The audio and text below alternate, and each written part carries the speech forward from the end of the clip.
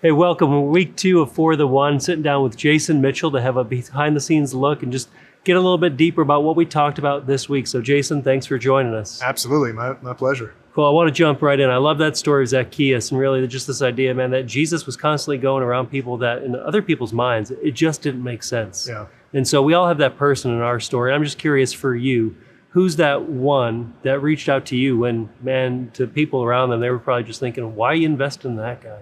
Well, man, when I was 19, 20 years old, right around there, it was not a good season for me. And I had walked far away from God and kind of knew it, kind of didn't care as well.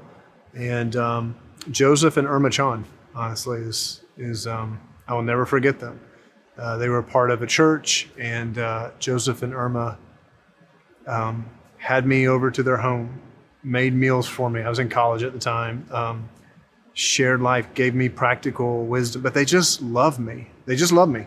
And they didn't ask me to be anything that I wasn't. They knew I was struggling. They didn't ask me to, hey, get your act together and then you can come spend time with our family. They loved me where I was. And it changed. I mean, it opened up my heart, I would say, to Jesus. So, you know, they met me where I was. That was the bottom line. Yeah, I love that. It's powerful. I have a similar story. And just again, as I look back, I'm just so thankful for those people who invested in me when I wasn't there yet. I wasn't cleaned up. I wasn't even interested in church. And so the reality is we're sitting on the stage right now and all around us are these names that people wrote tonight. That somebody's won. I just love that. Yeah. And I love your kind of charge from Ezekiel and just the reality that that's probably not a passage we would have come across, right? But God's heart's for the one. Yeah. And yet the kind of inclination of the church is to wander away from that and to just focus on the insiders. And so just what are some practical ways we could guard against that so that, again, we could capture really what Jesus was like? You said, I love this phrase, people who were nothing like Jesus, liked Jesus. Yeah. So, man, how do we continue to create a church culture that's like that? Well, I think two things. One is, I think we should always be reminding ourselves. See, when you're one of the 99, it is sometimes so much easier to forget that you were once the one. And I actually think there's something really valuable in sharing your story, like I just did about Joseph. It takes me back. And so it takes me back to that moment. You were sharing, man, I got a similar story. When we share our stories about when we were lost and then being found, I find that I tend to have a much more grace for other people. Absolutely. It's when I'm surrounded by a bunch of other 99s, people who are found. There's nothing wrong with that, but it's just, you kind of get in an echo chamber and you forget that you were once one of the ones. And Jesus found you, and by his grace, you're found now, but it is only by his grace. And so one thing I think is sharing your story a lot and talking about the grace of God in your life. It just opens up your heart to be way more generous and gracious with people who are far from God because you were one. The other thing that I was going to say is just to be around people, to be around lost people, to be honest. I mean, that's kind of it. And, Jesus had said in that Zacchaeus passage, it says that he looked and saw Zacchaeus. Now, that means Jesus was doing this in a crowd. And I know that it's easy, at least for me, to get my head down. I have my family. I have my church. I've got my work. I've got the things I got to do. And all of a sudden you realize I haven't even looked up to see if there's people around me who need some hope. And putting yourself in positions where you're going to be around people who are far from God is a really, really healthy. Spiritually, it's actually a very maturing, it grows your faith. It grows your faith. Yeah, I love that reminder too, because sometimes I feel like the longer we're in church, we feel like, man, we got to disassociate. We got to be careful about who we hang around with. But the reality is it should be the opposite. We should be out influencing and investing in. Absolutely. I mean, Jesus said, be a light to the darkness. Well, you've got to be in darkness to be light. And secondly, he said, be salt. And this is in Matthew 5. He says, be salt to a bland world. Means you got to go out there and be salt. Like both of those things, if salt sits on a shelf or if light sits in a room with all light, they're pointless.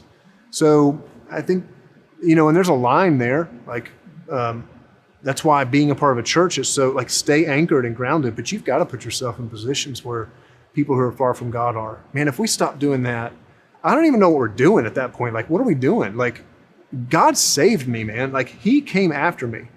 Who am I to just now go, I'm good? Like, I didn't deserve that. Yeah, absolutely. But yeah, we got to fight against that. You have to fight against it because it's actually just easier. I mean, it's just safe and it feels safer. And, you know, if you got someone who brings someone over into your home and you're like, I don't know what the kind of language they're going to have in front of my kids. I don't know what kind of yada, yada, you know, all these things. And I understand that.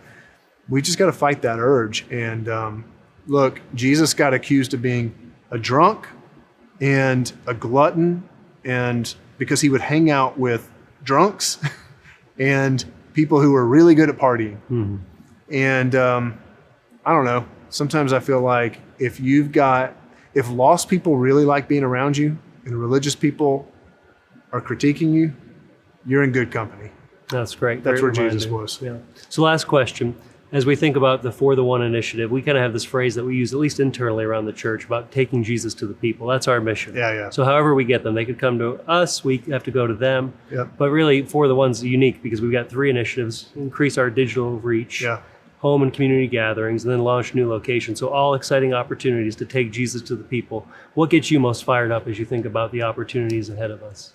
What gets me most fired up is trying new things to reach new people. And so our digital and online efforts, man, there's technology that it seems silly to me, or there's things that my 13-year-old son is using technologically that seems scary or seems silly to me. You know, virtual reality, the metaverse, all these kinds of things. We can be scared of those things, or we can go, it doesn't really matter how we feel about them. People are there.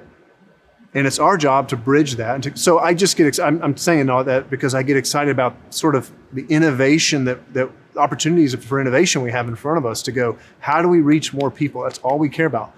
How do we reach more people? And so in the digital online space, I think there's going to be a ton of opportunities in days ahead, new technologies to be able to get the good news out to more people.